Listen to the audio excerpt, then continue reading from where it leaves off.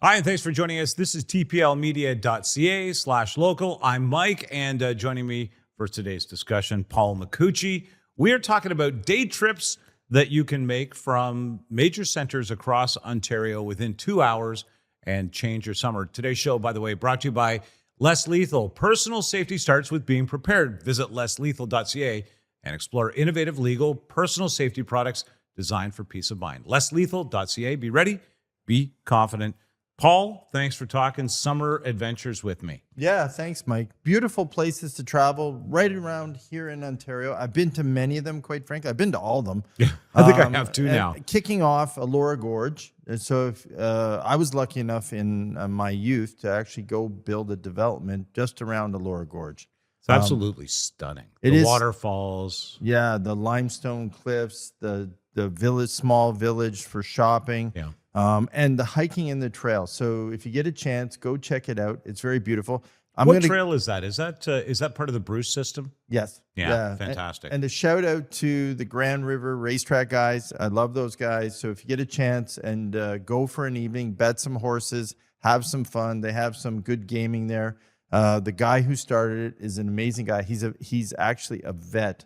Who started the property, built the property with the association there. Just amazing people. It's a beautiful place to have dinner. The waterfalls there. What is it? An hour and a half maybe from Toronto? Yeah. I actually went. I went to get a horse there a couple months ago.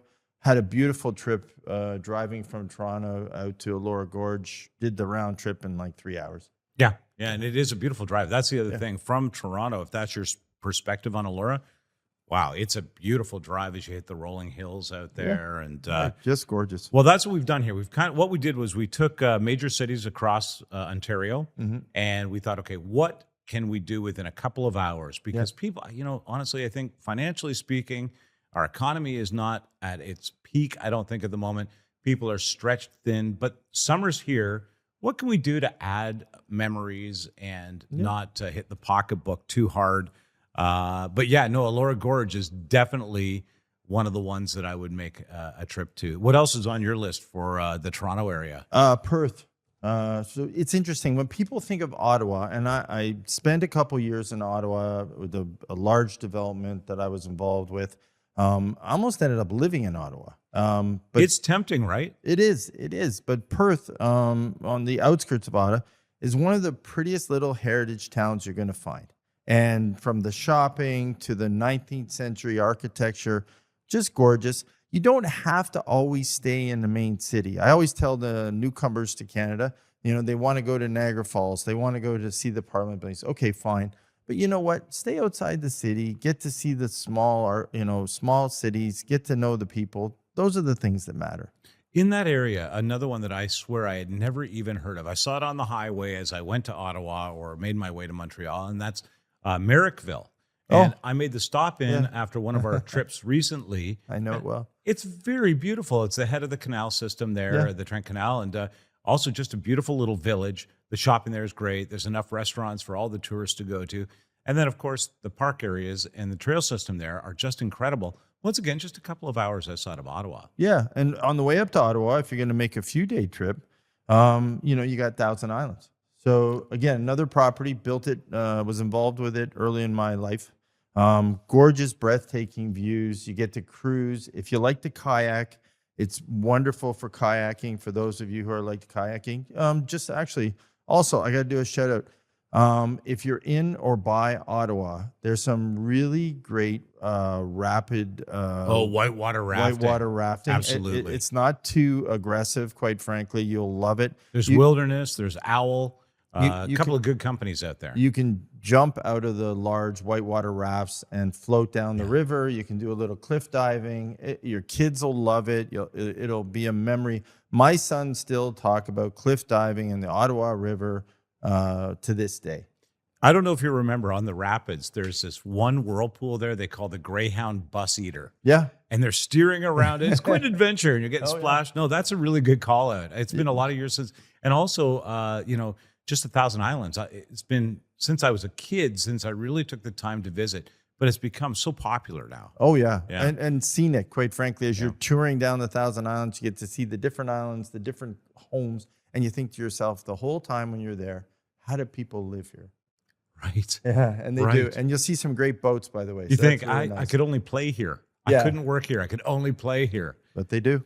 Out of Sudbury, one of the ones that I owe this park a debt of gratitude because it has been the site of so many good family memories. But just over an hour from Sudbury, Killarney Provincial Park, Yeah. the white quartz ridges, all of the beautiful scenery there. You talk about topography. The lake, by the way, is literally crystal clear. You can see the rocks at the bottom. This beautiful array of colors that you can see right at the bottom. And fishing is ideal. It is, by the way, I think the canoeing capital of Canada. Yes. People love to canoe there. They love to canoe. Again, and earlier in my life, built a project up in the Sudbury area, hunting, fishing, canoeing. Yeah. It's crazy. And the funny thing is, not a long story. I'm building the project, and all of a sudden one day, no one shows up on site. Why? I thought, well, did I say something wrong yesterday? Was I too mean in the Did I do? Was I too mean in the construction meeting? They went hunting for 2 weeks. That's it. Everybody gets their tags and it's time to go. I didn't know. I was a newcomer to the area, and I was like, okay. So they all left, and every single trade left and went hunting. It's part of the culture. Yeah. Part of the lifestyle. Yep. Also in the area, and stop me on any of these that you'd recommend. Manitoulin Island. Oh, beautiful. Yeah. Yeah, absolutely beautiful. You got to go see it. If you haven't, as a Canadian, it's one of those must-see opportunities that you got to go see. For French sure. River National Park. French River is stunning. There is a span bridge at French River Yep. that is one of the most photographic scenes that you will ever see. And you could just stand on that bridge looking down the river on either side. Absolutely stunning. And then once again, the trail system there is expansive, and you can pick, sort of, maybe you want to do a 2-hour hike. That's okay. Maybe you want to spend a whole day and even camp. Those are the options that are there for you. Chutes Provincial Park. Have you been there? Well, I was going to say, it's funny. You beat me to it. You hit on it. I know everyone loves to camp, and you're hearing more about it, and people are going down towards Niagara and other places. Go north and see these campgrounds. For those of you who haven't spent a lot of time camping or just started camping, as you kind of advance in the camping world, these are the places you got to go see, because the camping up here is off the hook. The other thing is, once you start camping in these more remote areas, they have a selection of, okay, you're a novice camper, but you are at this and you really want to get into the woods. Yeah. Here's what we have for you. And both options are beautiful. Compass, please. Compass. Yeah, compass, advice. please. And know how to read your compass. Oh, Thank and you. for goodness sake, take something to hydrate. We know you need to hydrate. North Bay. Now, this is an easy one for me. My neck of the woods. Samuel du Champlain Provincial Park. Yeah. In Mattawa, there is a part of the Mattawa River that opens up into this, what feels like a lake.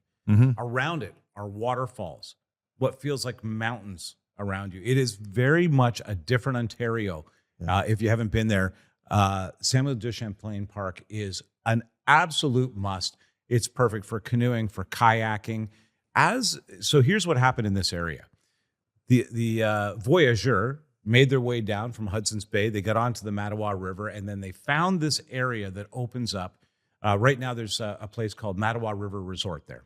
And just in that area, the river opens up. It feels like a lake. And that became a settling point along the river for the voyageur. So there's vast history there. There's beautiful scenery. The fishing is like nothing else.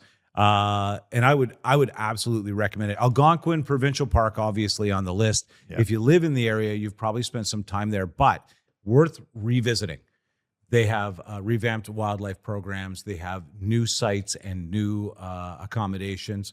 Algonquin has really made an effort over the last decade to pour it on and meet the demand for local tourism and frankly, tourism from around the world. It's a great area. And, my background, a lot of us immigrated there when we came to Canada. So quite frankly, still family in that region. Oh, Italian, the Italian yeah. community, absolutely, yeah. Yeah, and the guy I worked with, actually interesting, owned a lodge, a beautiful lodge up there that we spent a little bit of time at, and when my kids were young. Beautiful. So here's the thing. I don't know how to say this. Is it Duchesnay Park or Falls. Duchesnay Falls? Yes. Okay, if I've said it wrong, please correct me because No, I think you're right. it made the list. I have never been there, but I would love to find out more. In the comments, make your recommendations for 2-hour trips out the major cities where you are. What else is on your list, Paul? Sault Ste. Marie. So Lake Superior Provincial Park, right? Yeah. Again, not many people think about this place, but again, the joy. This was a program that the government figured out years ago, and they moved crown corporations out to smaller towns in Ontario. Sault Ste. Marie was one of them, and the luck of the draw that people had moving there to work in these corporations is they got to enjoy parks such as Superior Provincial Park. Yeah. Beautiful park, beaches, waterfalls, great coastline, very pretty, spectacular views. And when you're up that way, you know, Chippewa Falls, go see. Chippewa Falls is a must-see. Yeah, By the way, Batchewana Superior Bay, has- Joseph Island, St. Joseph Island. They're all great places to visit in that region. And I hear like some of the best sunsets on Earth, like It's gorgeous. It's gorgeous. world-renowned. Yeah. Well, that's the joy. You know, it was an interesting program. Their corporations were relocated in Ontario to create, you know, towns and cities and developments. This is the benefit of that, right? You get to go enjoy these parks, and you're getting to your cottage or your place of relaxation in 20 minutes to a half hour. Rather than the 5 hours that sometimes it takes to get from Toronto just to Muskoka. Yeah, for sure. And Thunder Bay. Yeah. So, you know, quite frankly, become a bigger city than when I was there originally. Now, I was there to build a property years ago. Very nice, friendly people, interesting times. Basically the Sleeping Giant Provincial Park. It's incredible. Yes. I only spent a little bit of time there. I can only say I was on there for a couple of days. The cliffs overlooking Lake Superior and the hiking trails, very nice. In fact, I've got a couple of photos, and I'll leave them with our producer Nick of that cliff line up there. It's stunning. Yeah. We recently did a trip. By the way, we might be coming to a town near you sometime. We did Sault Ste. Marie and Thunder Bay, and the drive between the two. Oh, yeah. It's spectacular. There's maybe no more beautiful place on earth than that. Just that drive alone. Yeah, yeah. And so what I used to do is I used to do hotel camp with the kids. Gave us a time to shower up, grab a nice dinner, and get back in the game. And then a couple days camping, you know, because they weren't used to it. You know, you don't have to go and to be outside for 7 days. You can break it up. You can move a little. You can go from place to place. That's good advice. You're going to see inlets. You're going to see falls. You're going to see provincial parks. There's all kinds of things to do in this region. And quite frankly, break it up.